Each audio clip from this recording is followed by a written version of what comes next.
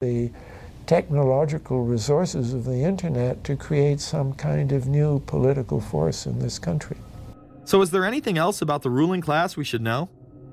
Politicians, business leaders, and media figures are often portrayed as pillars of morality while they describe themselves as Christian conservatives. Nothing could be further from the truth. In reality, many of the elite are groomed at a young age to take part in occult rituals. Those who attend Yale are indoctrinated into the Order of Skull and Bones, an elite secret society cloaked as a fraternal order. Yale University is 300 years old this year, and were you to visit its campus, you would see that it still has exotic clubhouses, which look like tombs where Yale's legendary secret societies meet. Their prestige and importance have largely evaporated, but the rituals are still a secret. And so when we heard that some enterprising characters had managed to spy on the famous Skull and Bones Society, we couldn't resist. Skull and Bones, people say it's a fraternity at Yale University, but it's really a postgraduate organization. So it was founded in 1832, and it's not like a normal fraternity. People don't pledge. These people choose who they want to come. So they do the recruiting. They recruit 15 people every year, people who they see are going to be powerful people in the future. So they're recruited when they're a junior in college. A lot of these people come from really wealthy and influential families because they know that this person has the resources to then elevate them to a position of power that can benefit the club. The video shows the neophytes, or initiates, kissing a skull, then performing a mock human sacrifice. Horrific screams caught on tape include chants of, "The devil equals death, death equals the devil." True. Famous alums include Senators John Kerry and John Chafee, to name two, cabinet secretaries such as Averell Harriman, and 3 presidents, William Taft, George Bush, and George W. Bush, who's been reluctant to talk about Skull and Bones. Does it still exist? The thing is so secret, I'm not even sure it still exists. Former Skull and Bones members and current members have been presidents, heads of the CIA, senators, heads of business. I mean, huge, huge corporations. These people have the network that brings them to such a position of power that most people could only dream of. Bush would run against his fellow bonesman and distant cousin John Kerry in 2004. You both were members of Skull and Bones, a secret society at Yale. What does that tell us? Not much, because it's a secret. Is there a secret handshake? Is there a secret code? I wish there were something secret I could manifest. 322, a secret number? There are all kinds of secrets, Tim. You were both in Skull and Bones, the secret society. It's so secret we can't talk about it. What does that mean for America? The conspiracy theorists are going to go wild. I'm sure they are. I don't know. I haven't seen the web. Number 322? This is an elaborate, occult, ritualistic entry into this group that they are now a member of for life. This culture of death and the occult continues long after college. Later on in life, these pagan rituals carry on in the redwoods of Sonoma, California. And what is the Bohemian Grove? Well, it's a kind of summer camp for the powerful, an all-male gathering in great secrecy. This group was formed in the late 1800s by artists, industrialists, and politicians. Bohemian attendees worship the owl as their deity. The Aztecs, Mayans, and other natives of Mesoamerica considered the owl a symbol of destruction and death. This is why the opening ritual for the club is the cremation of care.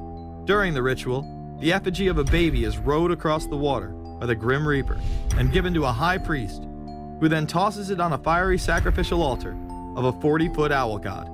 It is an earth-based ritual in which care is burned away.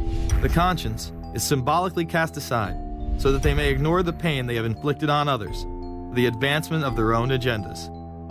With this ceremony called the cremation of care, that begins the 2-week encampment where the body of dull care, symbolizing woes and concerns, is burned on an altar in front of a big owl statue.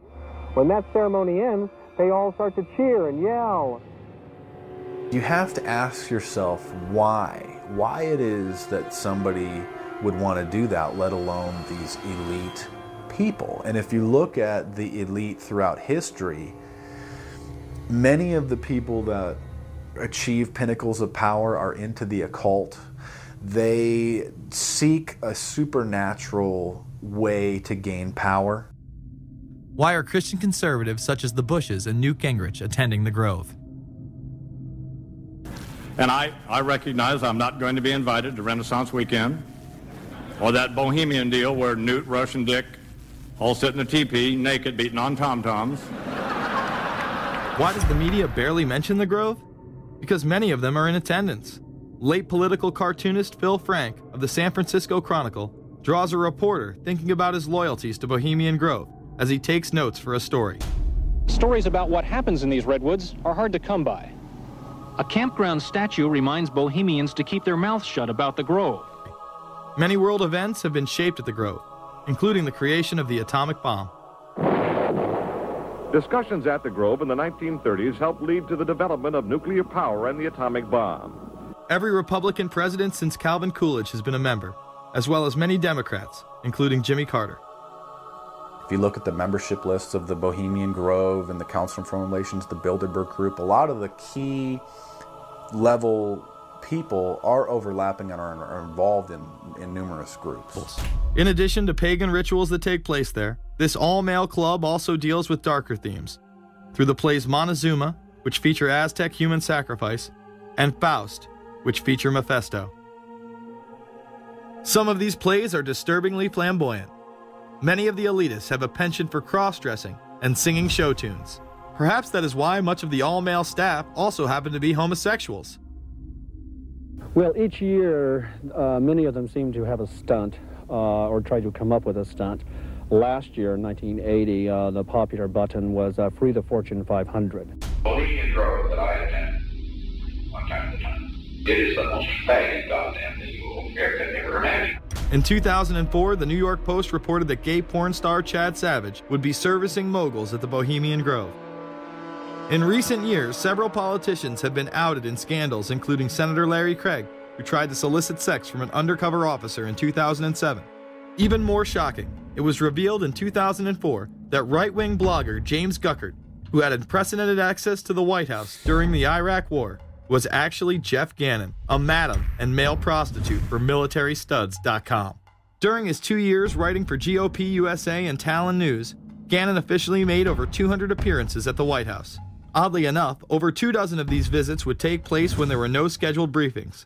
He failed to check in or out with the Secret Service on many other occasions, coming and going as he pleased. These type of activities are not new to the White House. In 1989, headlines involving callboys in the White House rocked the cover of the Washington Times. The Washington Times reported today that unidentified White House aides in the Carter, Reagan, and Bush administrations now are being investigated for using the services of a callboy ring. The paper reports that 2 of the male prostitutes were given a late-night tour of the White House last year. Hundreds of credit card receipts obtained by the Washington Times confirm that its clients were key officials of the Reagan and Bush administrations, military officers, congressional aides, and U.S. and foreign businessmen with close social ties to Washington's political elite. This ring extended beyond the White House and into Congressman Barney Frank's bedroom. Barney Frank, one of 2 openly homosexual members of Congress, acknowledged having used a male prostitute, whom he then hired as a personal employee. The man had keys to Frank's basement apartment on Capitol Hill. Frank paid him approximately $20,000 out of his own pocket to be his housekeeper and driver. But as first reported in today's Washington Times, the man was on probation for sex crimes and a drug conviction, and he ran a prostitution business out of Frank's home. Although Frank tried to claim ignorance, Stephen Goby, the prostitute in question, claimed that Frank was completely aware of what was going on, and was even receiving free and discounted sexual services. The fix seemed to be in. Frank was threatening members of Congress to remain silent prior to being exposed in this sex ring. Massachusetts Democrat Barney Frank, a homosexual, threatened to expose fellow congressmen he knew to be gay unless they stopped spreading rumors. Questions stopped and Frank walked away with a slap on the wrist. Some members of the Ethics Committee were disgusted. Do we tolerate, do we condone a member of this body who knowingly permits a house of prostitution to be operated out of his residence? You have just heard one of the most edited, selective garbage that has ever been put forth, in my opinion, in this House. Again, we see people of the highest levels of power involved in the most repulsive and decadent of crimes. They